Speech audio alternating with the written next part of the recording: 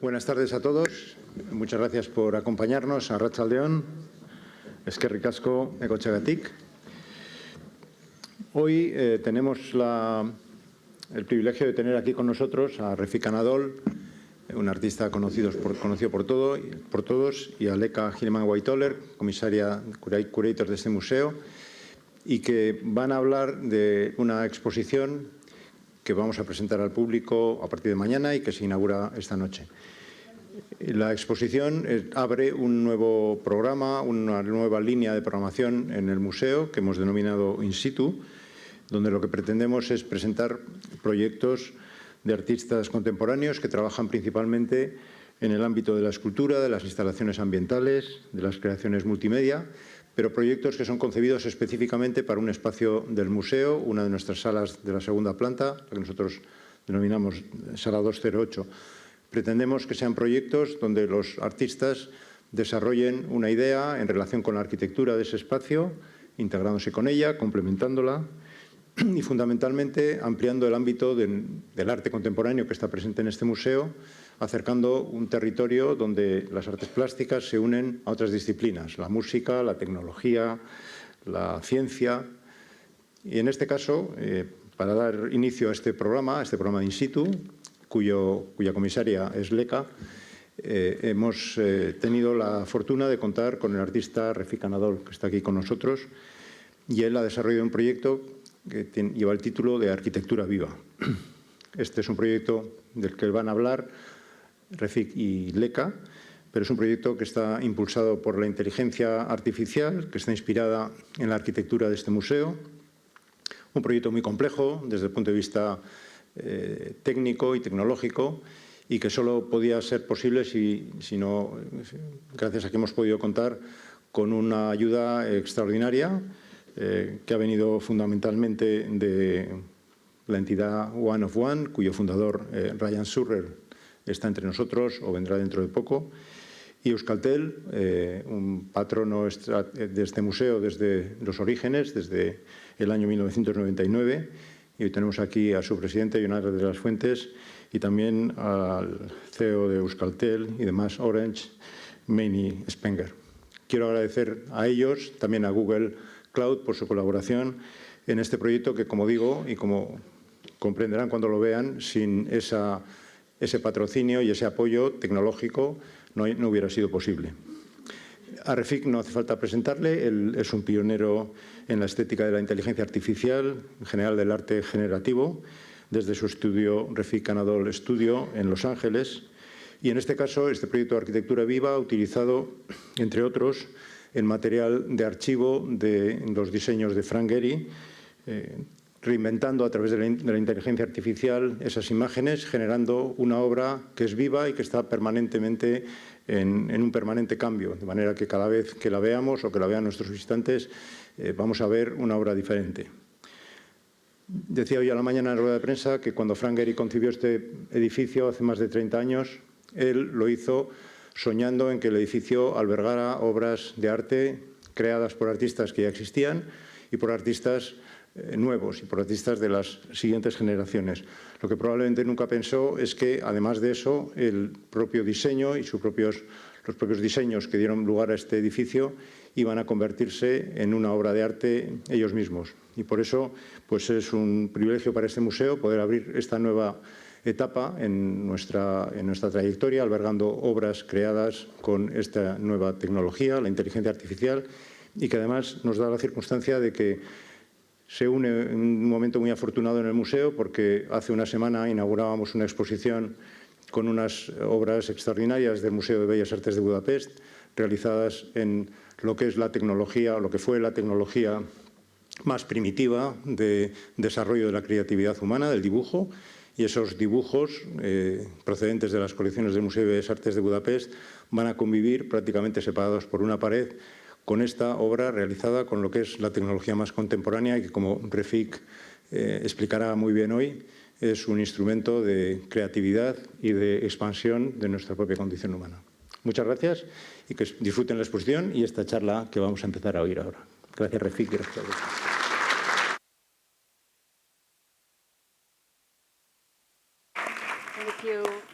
Thank you, Juan Ignacio, for that. Muchas gracias, Juan Ignacio, por esa maravillosa introducción y bienvenidos a todos. Estamos encantados de estar aquí esta tarde-noche con la obra que se ha instalado con muchísimo éxito y lo podréis ver un poco más adelante. Pero quería daros la bienvenida a todos en nombre de los dos y digamos que voy a contaros qué plan tenemos para esta charla. Digamos que va a ser como una presentación un tanto híbrida. Refik tiene una serie de ejemplos de su obra que él va a compartir con nosotros y va a hablar sobre proyectos recientes y quizás remonte un par de años para contextualizar el tipo de trabajos que él hace, puesto que es una obra muy innovadora. Es un trabajo que yo creo que casi ninguno de nosotros ha visto y desde luego en este museo se trata de un proyecto que es muy nuevo. Pero también quiero recalcar lo que ha dicho Juan Ignacio y que se trata de la exposición debut de una nueva serie que se titula In Situ y tal y como sugiere el propio título, la invitación que yo le cursé a Refik consistía en crear una obra específica para la galería que veréis luego. Es una galería que tiene una arquitectura muy icónica de Gehry y tiene también características que quizás algunas veces hagan que sea difícil colgar cuadros, pero bueno, quizás está perfectamente adaptado a nuestro arte que necesita mucho espacio, como las esculturas, pero también está muy bien por las paredes que presentan curvas y por la altura, 14 a 16 metros de altura de las paredes, y esto te ofrece algo que es único. Y Refik aceptó esta invitación y lo analizó con muchos de los integrantes de su estudio, a quienes quiero reconocer esta tarde. Es un gran grupo de personas que hacen que este tipo de trabajo sea posible. Y dicho lo cual, Refik nos va a hablar sobre tu trabajo y después hablaremos sobre los detalles de este proyecto y dejaremos algunos minutos al final para vuestras preguntas, puesto que estoy segura de que todos tendréis alguna pregunta que hacer. Así que, Refik, te doy la palabra. Muchas gracias. Y hola, es un gran honor para mí estar aquí esta tarde. Este edificio es súper especial para un artista o para cualquiera. Yo creo que entra en este edificio increíble con una colección también increíble. Y es un honor para mí estar en las mentes y las almas de la gente aquí. Así que es un gran honor para mí estar aquí. Y es el sueño de un artista el poder soñar junto con vosotros como institución y enseñaros cómo puede ser este sueño con un equipo maravilloso del museo, que son gente muy especial. Y estoy emocionado como artista de datos. Me encanta enseñar mi obra aquí. Es una obra súper realista y es un sitio estupendo. Y también muchísimas gracias a mi equipo aquí, ya que han permitido que esto se lleve a cabo. Pero muy rápidamente quiero volver hacia atrás para la gente que quizás no conozca nuestra obra. Yo vengo de Estambul, que es donde le conocí a mi compañero Efsun y me crié en la ciudad donde el este y el oeste y Anatolia. Bueno, digamos que es una ciudad donde el mundo se puede conectar con el Bósforo y yo creo que aquí vemos muchos elementos de inspiración. Pero bueno, empecé con el primer ordenador que trajo mi madre y creo que no sabía lo que hacía por aquel entonces.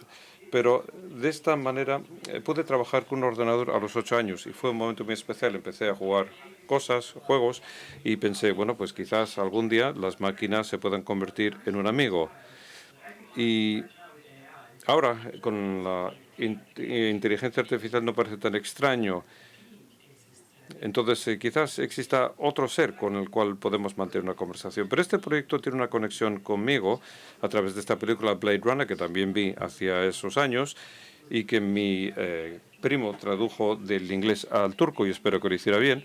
Y yo creo que esta película, cuando somos niños, digamos que todos tenemos un elemento de positividad y de esperanza, pero bueno, para mí esta película no es distópica, sino que siempre tiene que ver con la idea de la arquitectura, donde el futuro, hacia dónde va el futuro de la arquitectura, lo cual me sirvió de inspiración para hacer muchos proyectos e instalaciones. Y aquí, por ejemplo, el equipo utilizaba un software que también se utiliza en esta exposición, por cierto. Y a lo largo de los años fue un honor trabajar en Europa y en muchos otros sitios transformando edificios, utilizando los edificios como lienzo. Y también me inspiró esto. La vida solamente se puede entender hacia atrás, pero se tiene que vivir hacia adelante. Y yo creo que esto estaba perfectamente en línea con máquinas, sistemas y con hardware y con software, es decir, con los datos.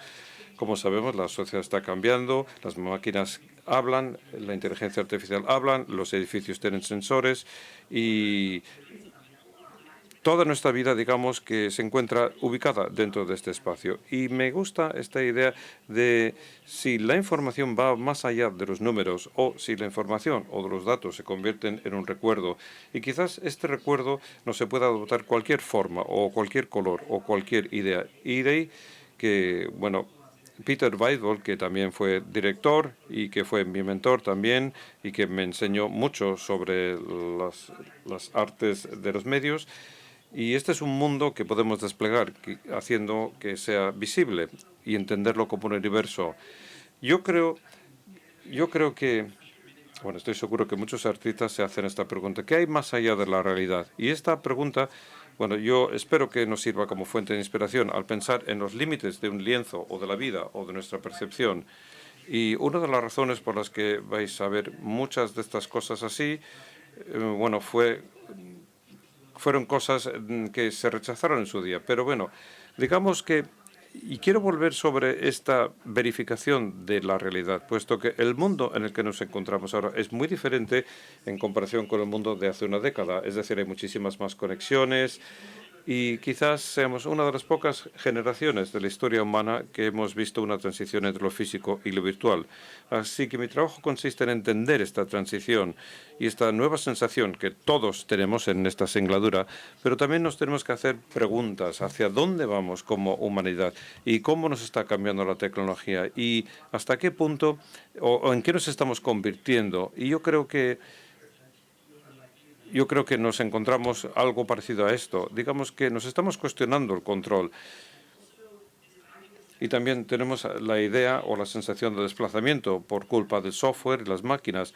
Nos estamos iniciando en una nueva singladura. Y de ahí que yo decidí meterme en esta idea en Los Ángeles, que es donde me titulé en la universidad. Estuve con mis mentores, Jeremy Steinkamp y Christian Mola, que me permitieron entrar en este campo en profundidad. Y cuando pensamos en un artista que trabaja con ordenadores, bueno, tenemos este tipo de imágenes con hardware y software haciendo cosas de esta guisa en el último minuto. Pero lo que es muy especial para mí es este edificio que yo creo que nos conecta con este maravilloso edificio de Bilbao, del Guggenheim Bilbao.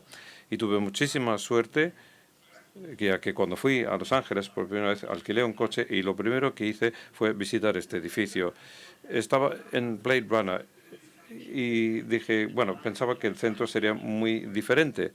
Pero bueno, la realidad me indicó que, bueno, a las 2 de la mañana apagaron las luces, el edificio estaba muy oscuro, pero fue muy interesante.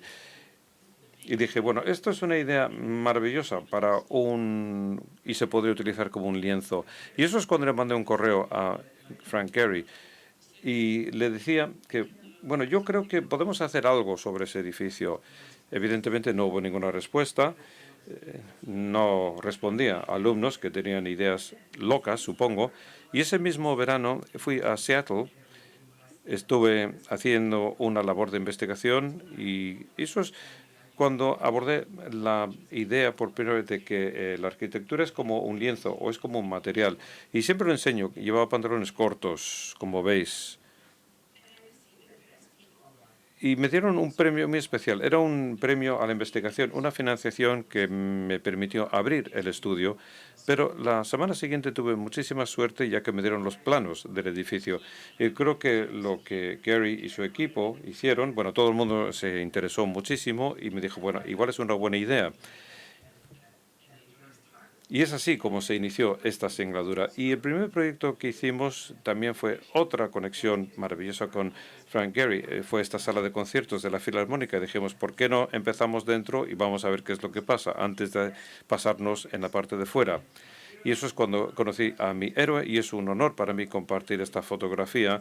Y fue un par de días más tarde cuando analizamos 200 diapositivas de una proyección una a una.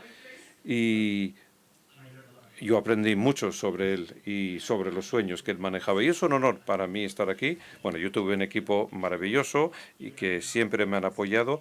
Y ahora podemos hablar 15 idiomas en 10 países, fundamentalmente en Los Ángeles, pero en todo el mundo. Pero estoy muy agradecido al equipo, ya que he trabajado con ello estos últimos 10 años. Y yo creo que nuestra obra intenta conectar las artes, la ciencia y la tecnología. E intenta conectar las neurociencias, la arquitectura y el arte. Pero en nuestras obras lo que podemos ver es que los humanos, las máquinas y los medioambientes o los entornos siempre intentan conectar. Y también es un honor para mí decir que en estos últimos 10 años hemos podido experimentar con el arte para todo el mundo y en cualquier cultura. Y hemos buscado similitudes en lugar de diferencias. Y siempre intentamos encontrar un concepto que sea un reto, que casi no se ha explorado, pero encontrar una manera de inventar un software, un hardware, una solución, pero siempre colaborar, siempre encontrar una manera de ver cómo lo podemos hacer. Es decir, ¿es realmente posible? Y hay que plantearse esas cuestiones para crear un nuevo tipo de práctica. Y es un gran honor para mí decir que este fue un momento fascinante en 2015, que es cuando yo creo que la IA, desde luego, aumentó las fronteras de nuestra imaginación. Pero aquí tenemos el caso de otro maravilloso investigador de hace muchos años, y decían que veían que se producían cambios continuamente. Y estoy encantado, ya que nuestro equipo no solamente se centró en las cuestiones que tienen con la ingeniería, pero también en las parcelas del arte, y se plantearon una serie de preguntas. Y yo decía, yo soy solo un artista, pero es un honor para decir que, bueno, este fue mi mentor en 2015 y él me enseñó, es un señor de Google, y me enseñó este concepto de incepción a la izquierda, que yo creo que fue la primera vez que permitía el código abierto utilizar las máquinas para alucinar o para tener sueños. Fue un momento fascinante y, desde luego, yo creo que fue la residencia que me permitió a mí y a mi equipo trabajar con conjuntos de datos más grandes y entender lo que es el cloud computing. Y bueno, yo sabía que la IA podía imitar muchas cosas, pero eso no nos sirve como inspiración, como artistas, sino que queremos desarrollar nuestros sueños y cosas que están fuera de este mundo. Y eso es cuando empezó el concepto de la alucinación de la máquina. Si puede aprender la máquina, podrá soñar también. Y esta es la Biblioteca de Babel. Quizás conozcáis esta historia increíble. Yo espero que todos los datos del mundo puedan estar en este tipo de biblioteca. Y especulamos con esta idea en una sala muy pequeña, pero la singladura se inició hace casi 10 años. Y me encanta poder decir que la singladura nos llevó por diferentes direcciones y dimensiones. Pero cuando vi este sueño a la izquierda, es un modelo muy antiguo de IA. Pero si esto se convierte en un pigmento, eso quizás no tenga que secarse, quizás se pueda liberar y quizás se le pueda dar cualquier forma, y que es como supongo que se puso en marcha todo esto. Y casi 9 o 10 años más tarde podemos ya trabajar con más de 5.000 millones de puntos de datos, con más de 400 modelos de IA.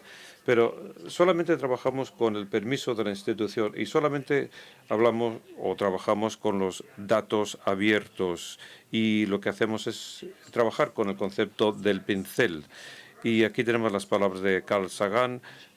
Y nosotros pensamos que la imaginación no solamente nos lleva hacia mundos que nunca existieron. Por ejemplo, en la exposición podemos ver este estudio que se llama Data Universes, que es cuando los algoritmos escuchan y aprenden y también tienen un mecanismo de comprensión.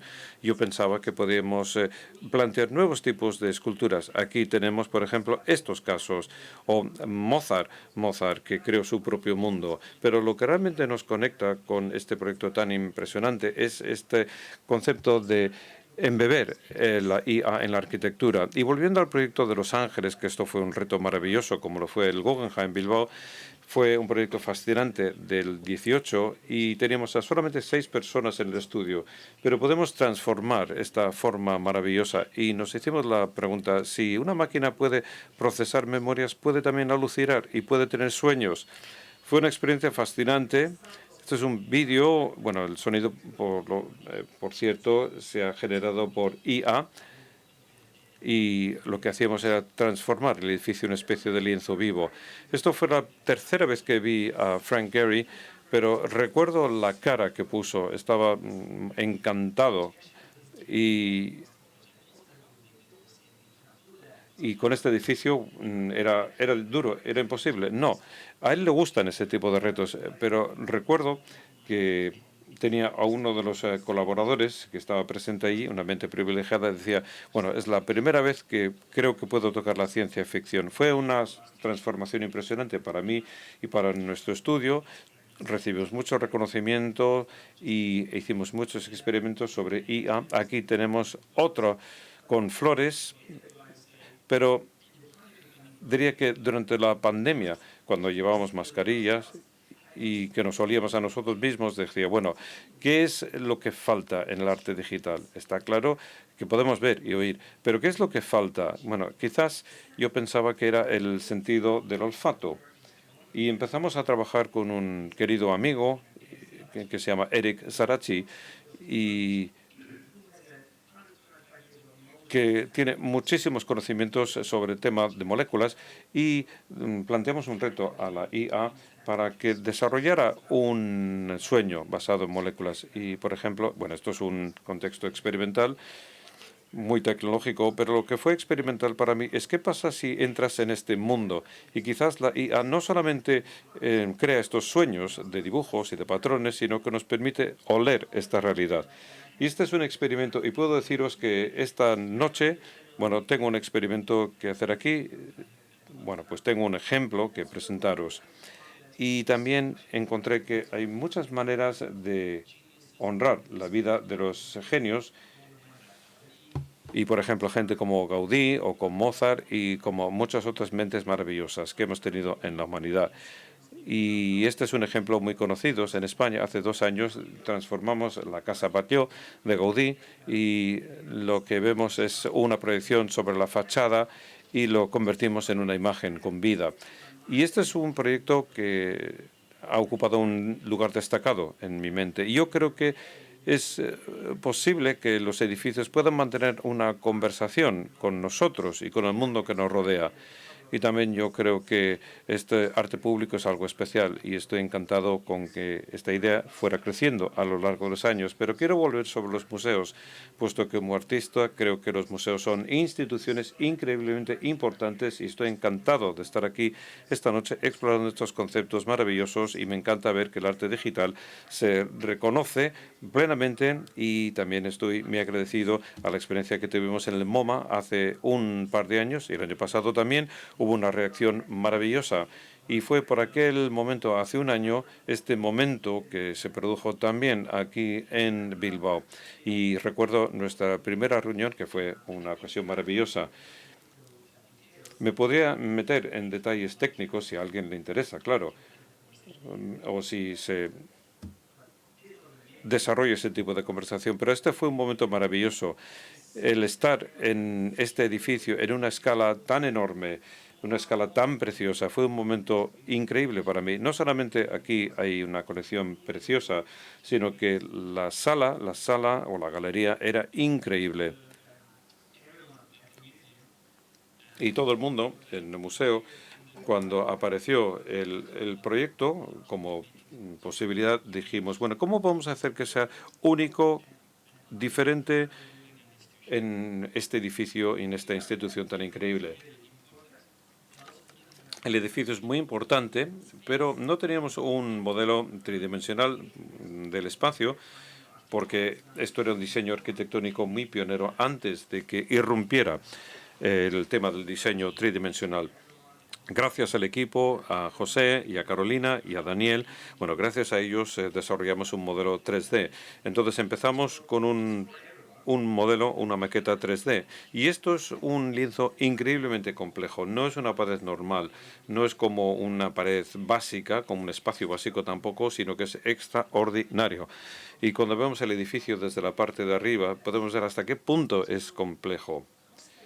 Entonces, el concepto de que quizás pudiéramos tomar esta idea del lienzo, o no sé, cosas en dos dimensiones, como hacíamos antaño. Quizás podemos ir más allá, quizás podremos imaginarnos 360 y un mundo que vive alrededor de la pieza. Y estos son los primeros bocetos, puesto que algunas veces no tenemos bocetos, los artistas. Yo soy horrible haciendo bocetos, pero nos encanta imaginarnos cosas en espacio virtual, y esto es un formato de boceto, supongo. Y después aprendimos que esta idea plantea un reto extraordinario, puesto que estamos hablando de un espacio que tiene 16 metros de altura.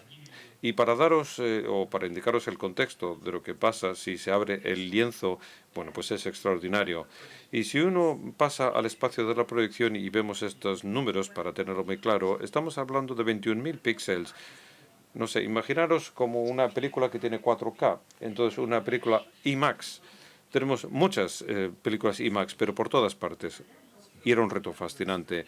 Y cuando estamos investigando el proyecto, sí que constatamos que quizás era una idea increíble de que se convirtiera en 360.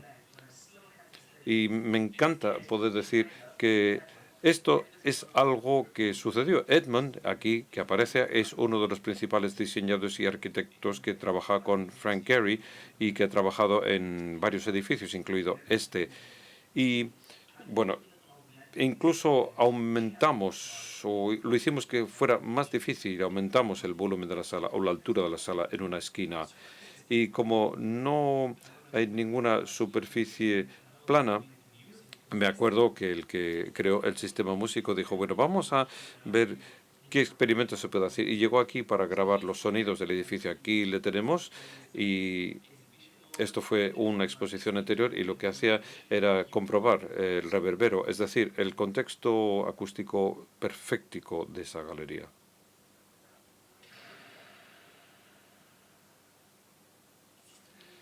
Y esto para mí es fascinante espiritualmente. Hay todo un mundo allí para ir más allá de ese mismo mundo. Así que, bueno, muchísimas gracias a los que nos han patrocinado, los que nos han apoyado, porque, bueno, pues fue un proceso de diseño que planteaba un enorme reto, y nos dieron muchísimo apoyo con el hardware y con el software que desarrollamos. Y os quiero enseñar esto. Algunas veces, bueno, es fascinante este trabajo. Podemos importar tecnologías muy complejas, hay una construcción perfecta, y esta galería la queríamos convertir en un lienzo en conversación con nuestros socios y con los integrantes del equipo, y esto requirió muchísimo trabajo. Y también tenemos una máquina que es como un cerebro para la obra artística, que algunas veces no está visible, pero sí que tenemos una importante infraestructura tecnológica que yo creo que es la primera vez que se hace a esta escala. Y todo esto se llevó a cabo para producir esta obra de arte. Y cuando vemos la obra veremos múltiples capítulos que yo creo que es algo que nos sirve de inspiración y que explora la idea de una máquina que aprende en este mundo increíble de la arquitectura. Está claro que el diseño es de Frank Gehry. Estamos hablando de 35.000 millones de puntos de datos, y también tenemos dibujos del edificio. Pero la parte difícil de este trabajo, y que yo espero sirva de inspiración para otros, es qué es lo que pasa si convergen estas dos cosas. ¿Qué es lo que pasará si nos imaginamos el mundo de dos maneras diferentes? Así que yo me ensoñé para ver hasta dónde me llevaba mi imaginación, para concretar cuáles eran las características de esta obra de arte que nos pudieran aclarar la visión. Y fue, bueno, un momento cuando empezamos a trabajar con algoritmos para intentar algo que nunca se había hecho antes, y tuvimos que trabajar durante un año con muchos equipos, y desde luego fue muy, muy difícil. Estuvieron nuestros amigos de Google Cloud de Europa, y yo creo que fue la primera vez que se ha utilizado la energía sostenible adecuadamente para la formación y también para la obra artística, y para sacar datos de la nube, llevarlo hasta la obra todos los días, en todo momento. Es una obra viva. Entonces, cada vez que vais a la galería podéis ver estos edificios extraños, pero lo bonito es que algunas veces me parecen fascinantes. y me inspiran. Estos son datos éticos, no hay ninguna contaminación, nada, nada, sino que se trata de una investigación totalmente diferente basada en IA y que nos plantea estos mundos extraordinarios que quizás algún día podamos visitar. Y la escala de la galería es fascinante. Cuando tú entras ahí en ese espacio, casi da la sensación de que es totalmente real. Bien, bueno, pues hoy es un día en el que este sueño se ha convertido en una realidad y quiero dar gracias al equipo maravilloso del museo. Hemos sacado esta foto hace poco tiempo. Muchísimas gracias, ya que mi sueño se ha convertido en una realidad. Muchas gracias.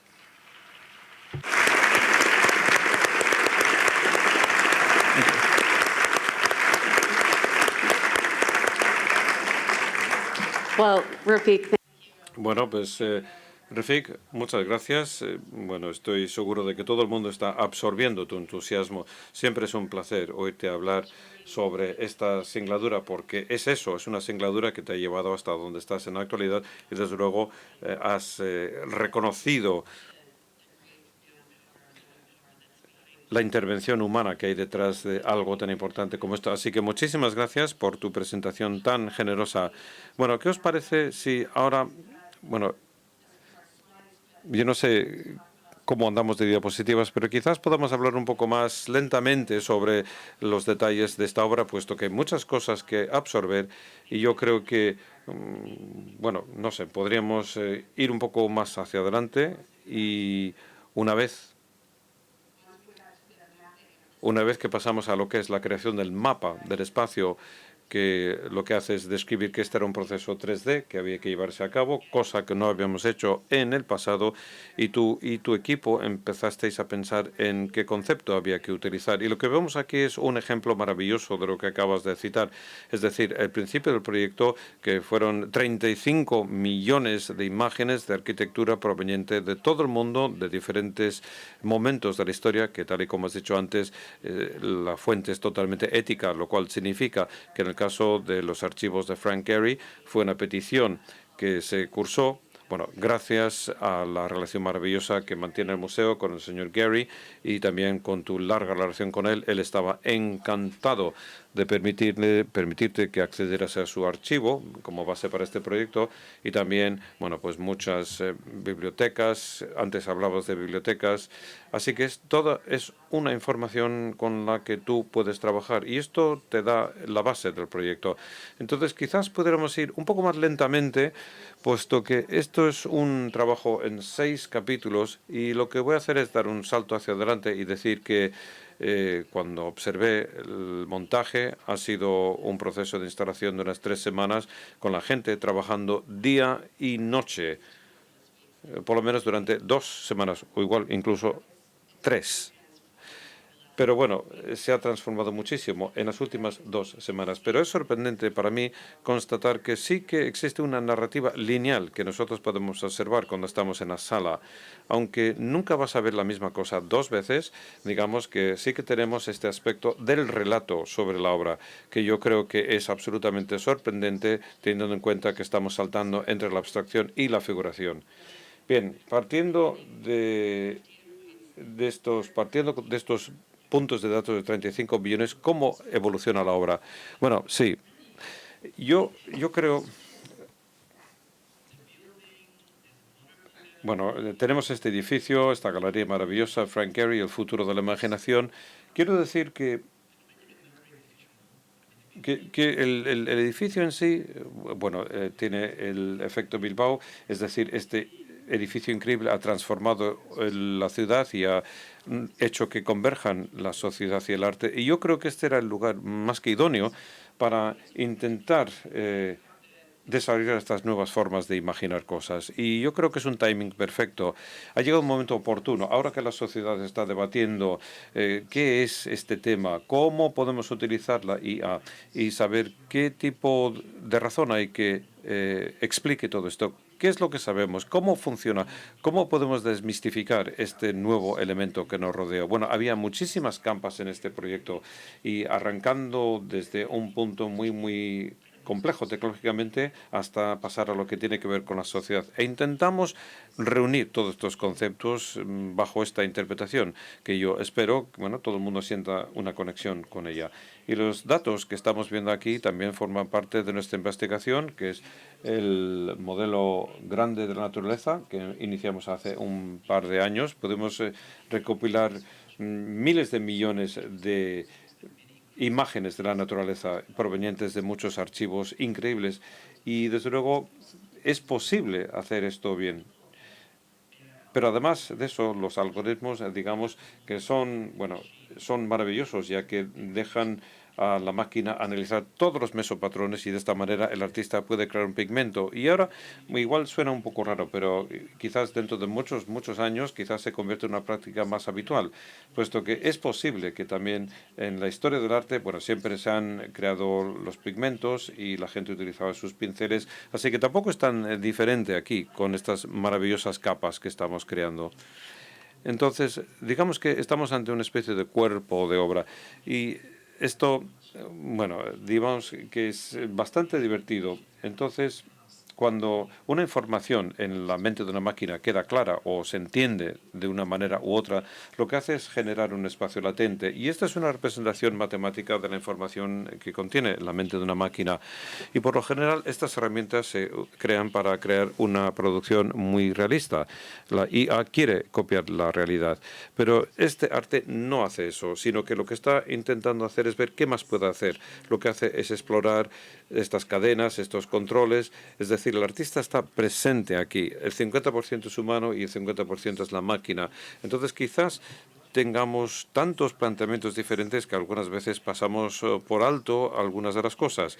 Y esto creo que genera una diferencia muy importante en comparación con una herramienta comercial y comparado con cuando se utiliza una técnica de la que se parte de cero. Y cuando el algoritmo entiende este mundo, nos podemos hacer preguntas que se llama inferencia. Pero esta no es una manera clásica de utilizar la IA, como sucede con las herramientas comerciales actuales, sino que digamos que es una manera mucho más compleja de permitir que las máquinas lleven a cabo una singladura para que exploren estas posibilidades, para ver cómo es ese mundo. Y esta es la parte apasionante de la innovación. Y vamos a imaginarnos la galería 208, que se convierte en una especie de cámara en la cabeza de una máquina que tiene, hay casi 50 proyectores que están volando sobre la gente y mientras vuelan sobre el público encontramos diferentes realidades y es ahí donde de repente podemos encontrar estos edificios interesantes que nunca son iguales y igual dentro de 8 meses igual tenemos muchas más posibilidades en nuestro alcance. Pero lo que yo creo que hace que este arte sea muy único son los capítulos, que creo que van a hacer que sea mucho más poética. Técnicamente hablando, estamos hablando de diferentes conjuntos de datos pero digamos que no se trata de una didáctica convencional, sino que podemos decir que este es un idioma nuevo, o es un lenguaje nuevo, más bien, una manera distinta de ver el mundo, lo cual hace que lo invisible sea visible, porque recopilamos datos y después los presentamos como si fueran gestos, para que lo podamos ver y sentir. La obra yo creo que es una gran inspiración y cuando estaba trabajando a las 4 o las 5 de la mañana con el equipo, ya empezamos ya a conseguir las conexiones. Y es una sensación súper especial. Y estoy muy agradecido, ya que las tecnologías han sido muy difíciles y, desde luego, intelectualmente ha sido un ejercicio muy duro también en este edificio tan maravilloso que se diseñó. Bien, entonces lo que estamos viendo en este ejemplo que tenemos sobre la pantalla y que son las alucinaciones, ¿no? ¿No es así? Eso es. Y sí, siempre van a ser únicas y veremos una especie de catálogo o archivo de diferentes posibilidades, las podremos ver en movimiento, quién sabe, ¿no? Y yo he oído a gente que dice que yo quiero vivir en un sitio así.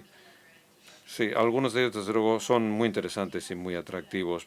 Hay un texto en esta configuración que recorre el lateral de la imagen, pero en la galería va por la base.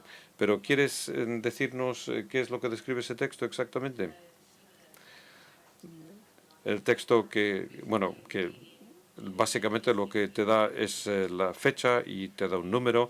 Sí, lo que estamos haciendo es definir con mucho cuidado cada una de las imágenes que la máquina puede incluir en su ensoñación y traer hasta la galería del museo desde la nube, y lo que estamos haciendo es describir cuánta energía se está consumiendo, ya que yo no quería crear un universo distópico, sino que yo quería crear un espacio seguro, totalmente seguro. Y yo creo que es muy importante para esta obra, creo que es importante señalar que no solamente necesitamos un espacio seguro. Yo creo que el mundo ahora mismo está pasando por un momento tremendamente difícil por las guerras y por los conflictos, y también hay muchas incertidumbres. Como dice Rothko, mi obra es un lugar. Y yo también creo que es lo mismo. Yo creo que la obra tiene una honestidad, una transparencia. Y, bueno, por ejemplo, si quieres aprender más sobre esta pieza, hay como 6 pantallas donde puedes aprender muchas más cosas sobre la lógica de cómo están conectadas las cosas y de dónde proviene la información. Y realmente estamos intentando decir que sí, evidentemente se puede encontrar la belleza y la estética, y también un espacio para la relajación y un espacio para la imaginación personal o individual, o un estado de flujo. Bueno, pero siempre está la profundidad y siempre está también ese hecho de compartir todo esto cuando no tengamos problemas.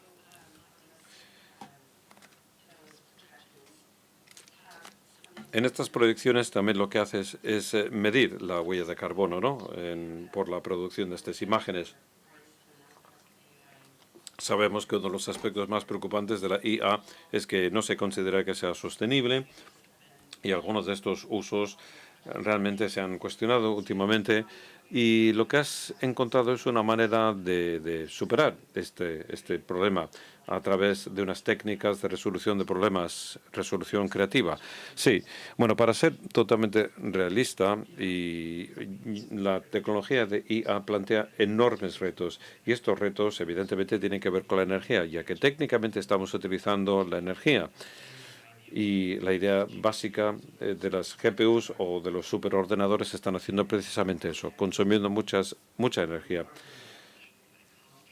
Pero algunas de estas máquinas pueden ser enormes, y yo no sé cuántos parámetros, trillones de parámetros, y requieren de unas fuentes considerables de energía.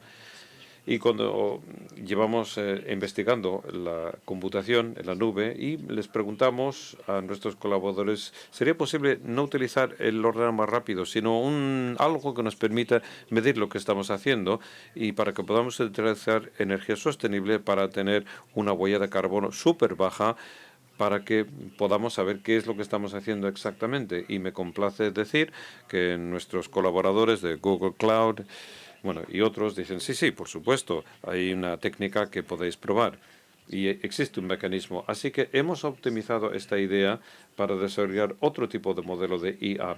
Digamos que es un proyecto ambicioso, pero no es demasiado ambicioso. Es un modelo humilde que puede trabajar en un espacio más pequeño y que, bueno, tiene como referencia nuestros cálculos para la energía sostenible. Y digamos que la máquina está produciendo 42 kilogramos de CO2 al año, lo cual significa, por la referencia que me he dicho, por ejemplo, si tú cargas un teléfono móvil durante un año, serían 10 kilogramos. Así que estamos hablando de, no sé, como cargar el teléfono móvil 4 veces al año. Y eso me hizo sentirme muy bien. Y dije, bueno, quizás sea una innovación muy importante para nosotros. Siempre trabajamos así en este tipo de espacios, y yo creo que, o espero que esto sea importante para todo el mundo. Y supongo que, bueno, aparte de trabajar con, no sé si el término correcto es Green Cloud o nube verde, pero digamos que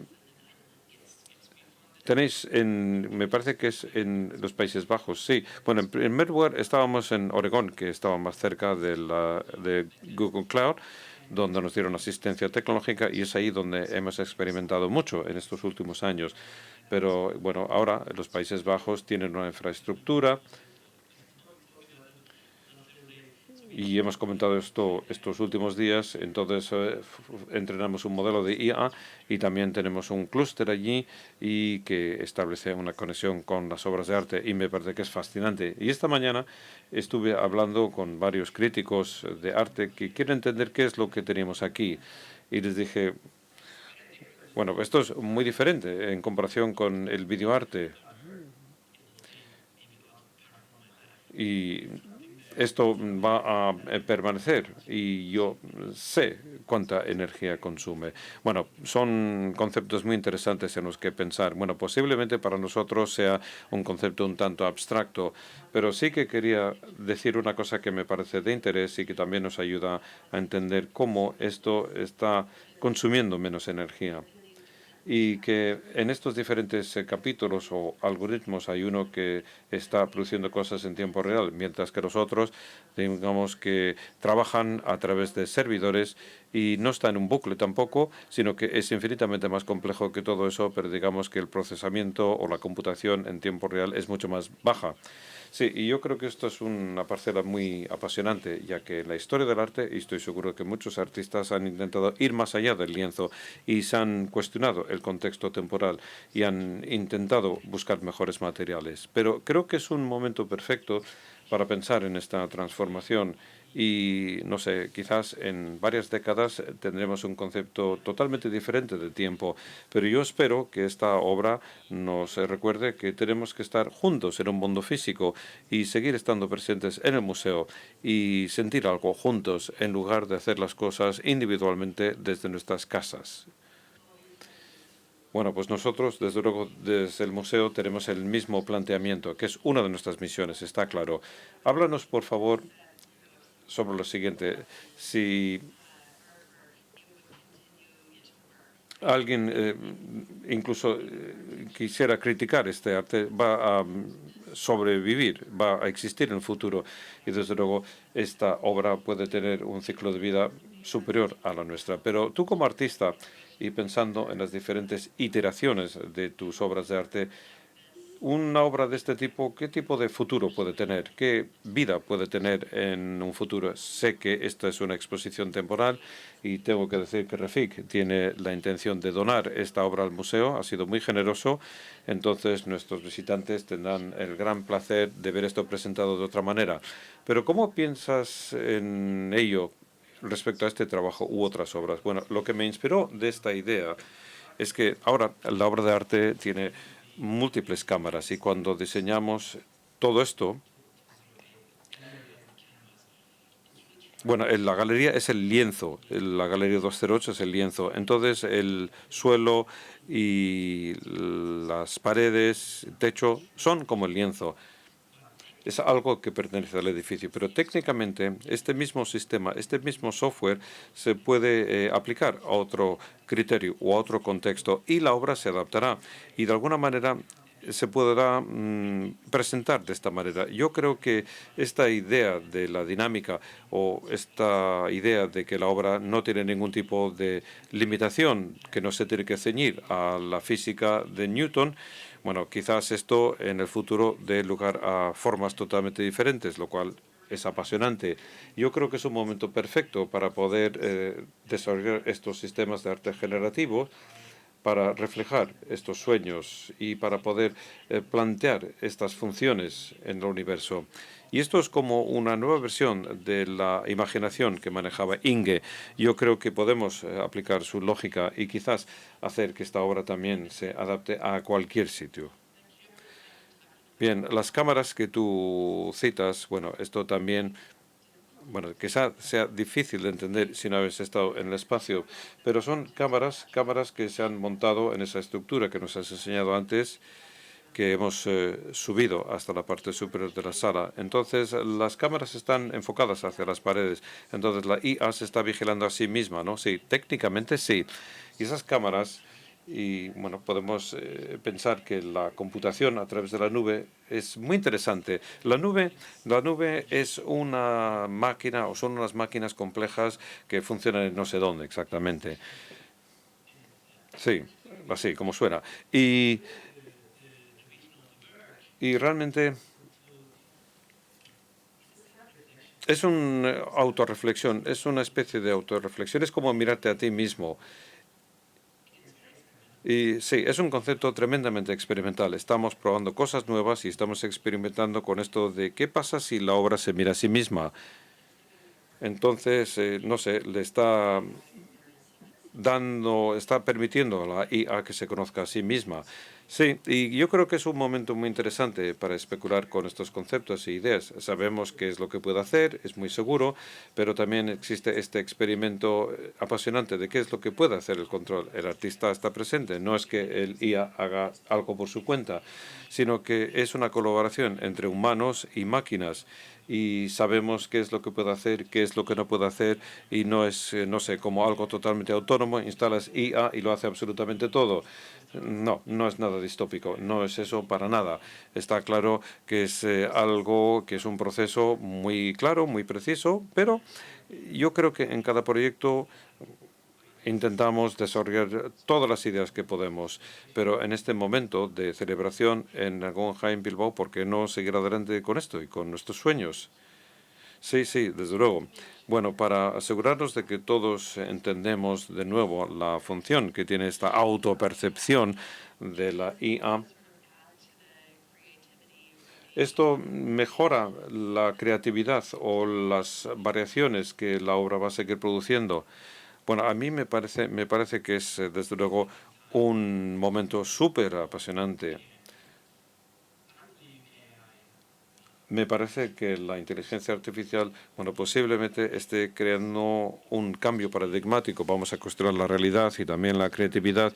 Yo espero que esta obra pueda hacer todo esto de manera simultánea y espero que pueda desarrollar más la imaginación. Estas funciones de mirarse a sí mismo o pensar en sí misma o de co-crear con nosotros, en fin. Bueno, quizás, no sé, haga viento fuera o llueva fuera. Bueno, habrá muchas situaciones diferentes en Bilbao.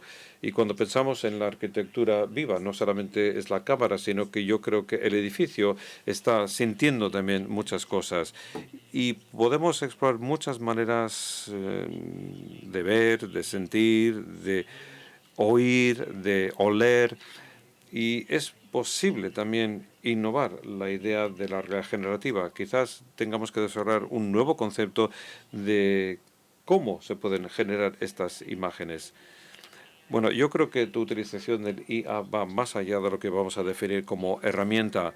¿Te parece que la IA es como un colaborador tuyo o cómo planteas esa relación exactamente? Bueno, yo creo realmente, para ser sincero, yo creo que la IA está transformándolo absolutamente todo. Y creo que tiene que implicar a cualquiera y a todo el mundo. Y esta me hace reflexionar en lo siguiente. Bueno, está claro que no solamente es una herramienta, bueno, muy potente si quieres, pero no hay que subestimar eso tampoco, puesto que tiene la capacidad de razonar y tiene inteligencia y quién sabe lo que va a haber en el futuro.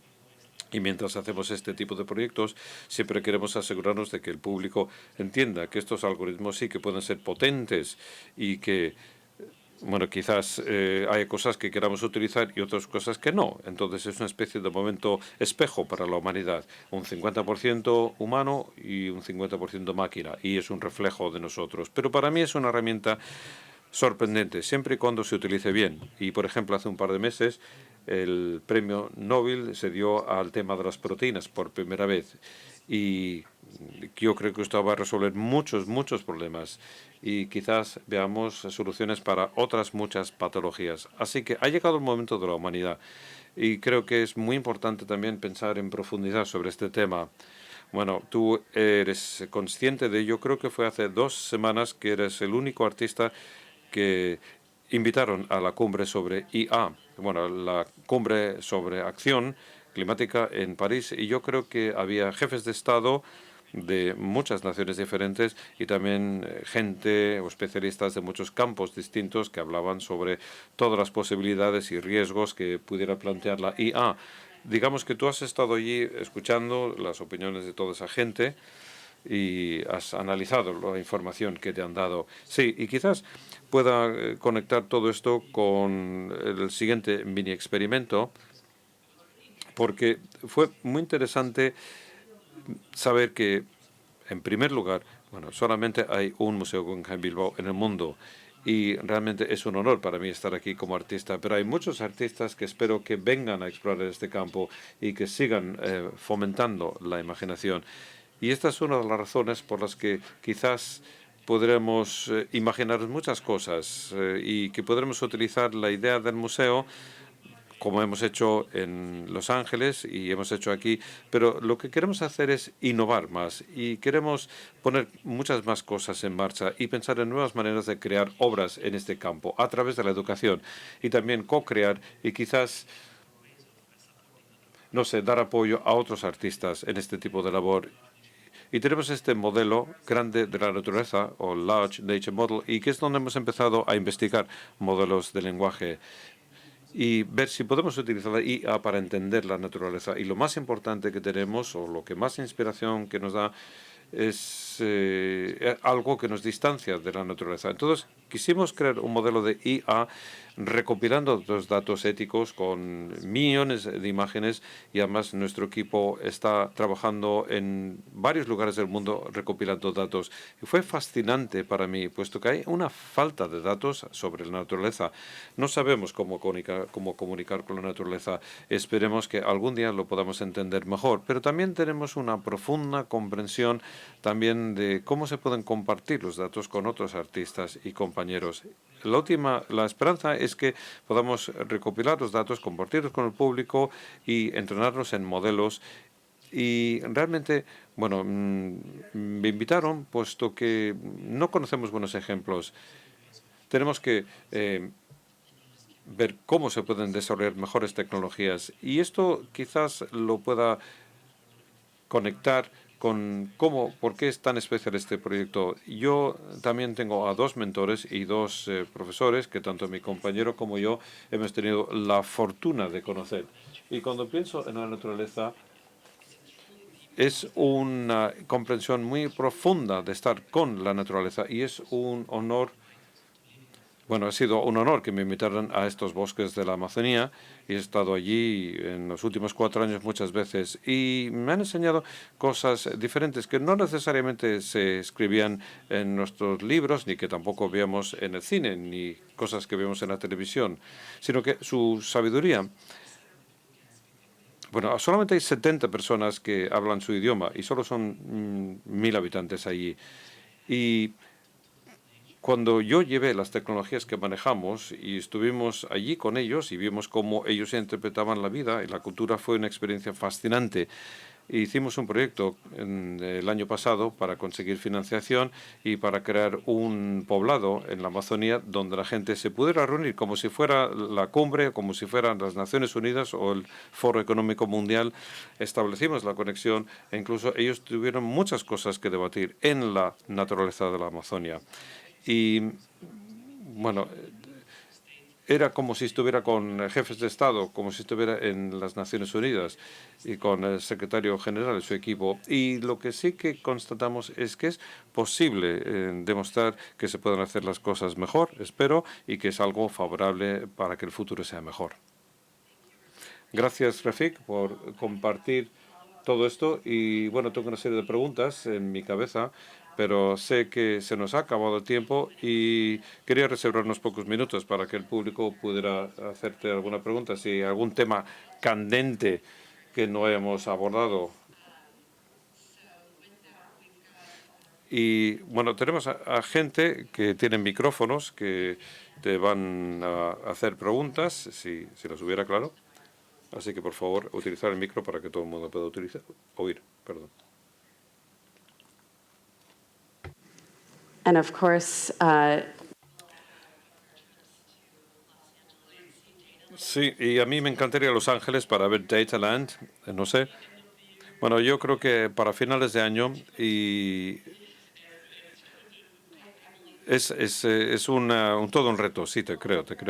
Bien, bueno, pues si no habrá ninguna pregunta, sí que he constatado que este tema es muy técnico, que también hay muchísimas cosas que la gente quizás quiera conocer de nuevo. Esta charla va a estar en nuestra página web, así que siempre lo podéis escuchar si queréis.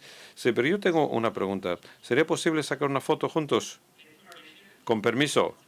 Sí, porque es un recuerdo precioso y si os parece bien, bueno, pues estaré encantado de tapar la cara si alguien no quiere pasar aquí a la fotografía. Pero ¿cómo lo vas a hacer? Lo voy a hacer de esta manera, mira. Algo parecido a esto. O igual así, mejor. Eso es un recuerdo precioso, gracias.